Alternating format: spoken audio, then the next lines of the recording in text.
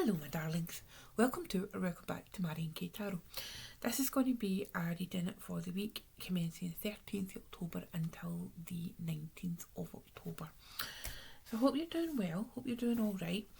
This week I am going to be using this deck that I picked up from my good friend Sarah at Tarot by Peachy. And it's a Hay House deck, and it was, surprised me, it was a Hay House deck, right? It's called the Mindscapes Tarot. I think it's relatively new. I don't know exactly when it came out. I've totally lost track of like when decks are released, etc. I used to be really good at that, but I get a bit lost. But it's really nice. So I thought, like, there's one of the images. I thought I would use this, break it out. I got it a couple of weeks ago for Sarah. It's really nice. So I hope you're all right. When you're watching this, I will be at the UK Tarot Conference. Yay! And catching up with friends and colleagues and just having a jolly good time, which is really what I need after the last couple of months. So let's get stuck into this. What energies have we got coming forward for the 13th to the 19th of October? The 13th to 19th of October. Right, let's see. It's nice cardstock as well. It's matte.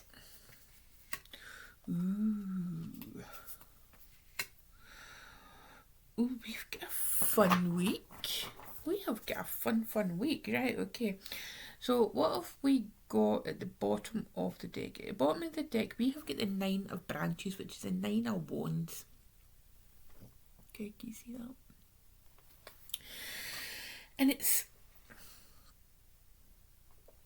like a wee deer sitting in the snow, surrounded by trees, barren trees. And you know, this time of year we've got autumn. Well, in the northern hemisphere, in the southern hemisphere we have got spring. But for me, that word that came in, the barren trees, there seems to be something that's quite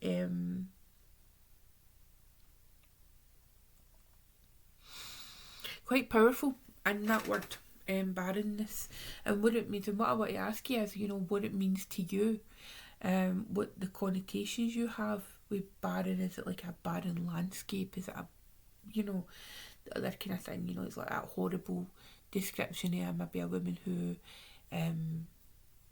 is like infertile, you know, a really horrible word to use, but was used throughout time, mainly with the patriarchy. Lovely. But you know, there's something in that feeling.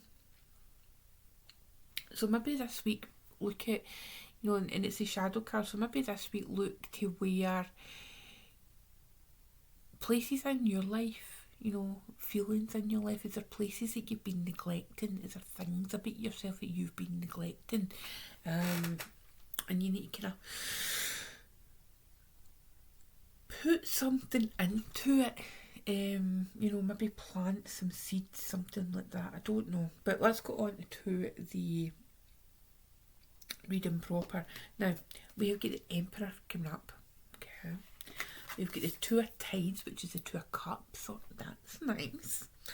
And then we've got the Wheel of Fortune. So we always like to see Wheel of Fortune.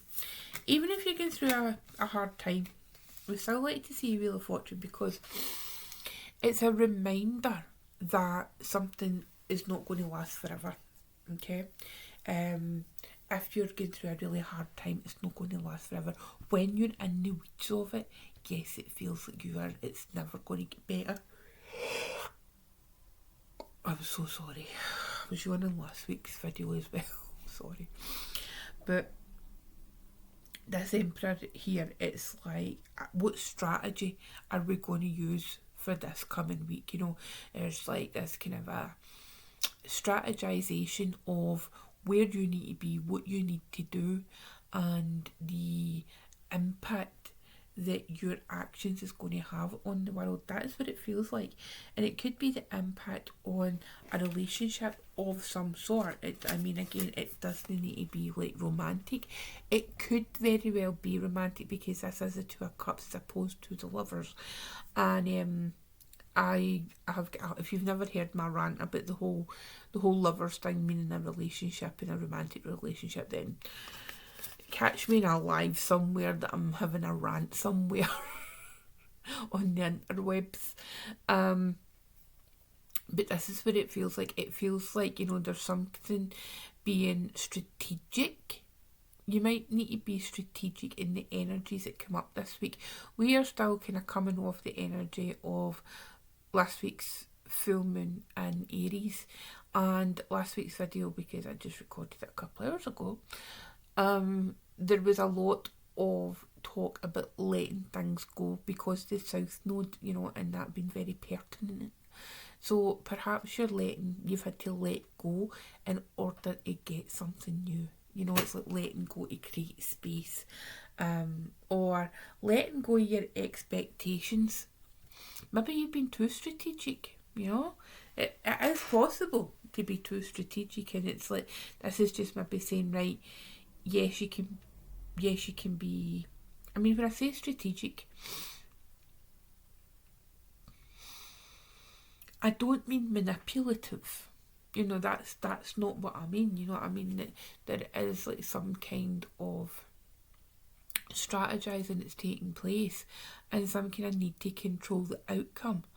Well, we're not necessarily going to control the outcome because we can do so much, but there's still a lot to chance, and that's like, we've got that Wheel of Fortune, you know, it's like the chance, it's a chance that you take. So, you know, it does feel like quite a clear message for this week, whereby you're deciding that you're going to be in control of something as much as you possibly can. It's going to involve doing, saying, feeling something, right? Because remember, this is like, well, it's tides here, but it's cups. Okay, so we're feeling something. Feeling out our strategies. Yeah, there's a thing. We could be feeling out the strategies and then just deciding to take the risk with the Wheel of Fortune. You know, spin the wheel, wait and see what happens. That's one way that we can look at the cards, and I'm feeling like it could be that you meet somebody. You could meet somebody who is you can meet an Aries, you know, if you want to talk about reading tarot in that respect, you know, whether it's like, oh, well, there's an Aries coming into your life because it's the Emperor. It could be the relationship you've got with your dad, you know, or a father figure in your life. You could be spending time with your dad, you know, thinking about them. It could be a catalyst for something better. It could be a catalyst for, you know, maybe there's like somebody in your life like, who is like, maybe it's a boss, you know, who is very in their masculine energy, and you feel like a security with them, and you feel that it's safe for you to put down your defences just a wee bit, you know, with that Nine of Branches, the Nine of Wands, like the kind of weary soldier, the weary traveller, that you've got time just to let somebody take the weight, you know, somebody else that's there that you can depend on, you know. So there was a person once upon a time in my life, and they were that person for me. And I think it's important for us to, you know, have a person, and maybe a couple of people, you know, that we feel that we can depend upon, you know, so when the going gets tough, it's like, or you're at a stage of kind of burnout, etc., that you can say to that person, hey, I need help, you know. And that could be where the Two of Cups comes in. You know, it's that person who knows your heart, who knows when to step in, and maybe you don't feel that you can ask them, you know, but they just seem to appear, you know, when you need them. But then that Wheel of Fortune,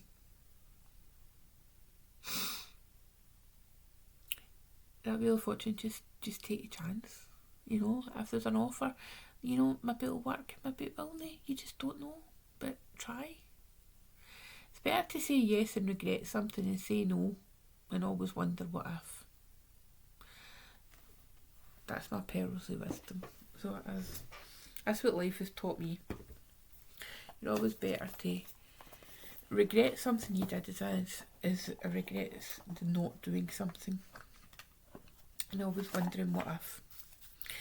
And we are now going to take a card from the Grief Journey Oracle. Oh, excuse me. Oh my God, I'm so tired. Let's see, what message have we got? What gentle message? You know, people, the feedback I've been getting for pulling a card is that it's nice to have that wee bit of gentle energy. In case you don't look how pretty are they backs? You know, like how pretty are the backs of the cards?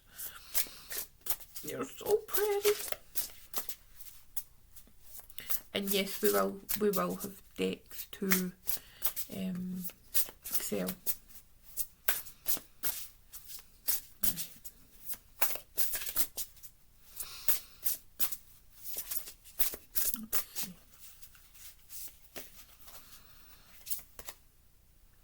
Okay, interesting, right? Well, lovely wee card for this week, right? So we have got the retreat card, okay? It's this wee mouse, okay? And I love all the cards in the deck. I really do. Right? It's like they're like children to me. You know, like children to Terry as well. But this wee mouse retreating in their wee nest, in their wee warm nest, and it feels very much to me, you know, with the cards that have came up, with the tarot cards that have came up, it is very much that retreating is a sense of knowing when to not knowing when to give up, but knowing when it's in your best interests to remove yourself from a situation. So that strategy that we've got coming up in the Emperor there, you know, maybe somebody will come and ask you advice, you know, it's like, should I go, should I stay, should I go? And it's like, well, retreat and have a think about it, you know, have a rest.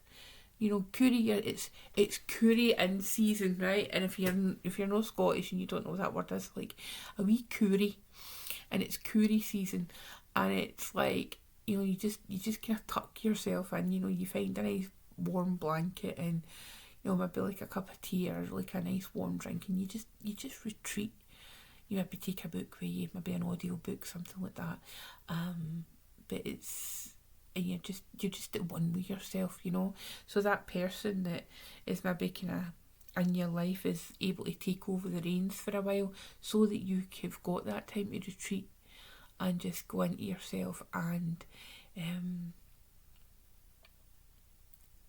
just be at one with yourself, you know, just recharge your batteries, retreat and recharge, and give yourself space and permission to do that.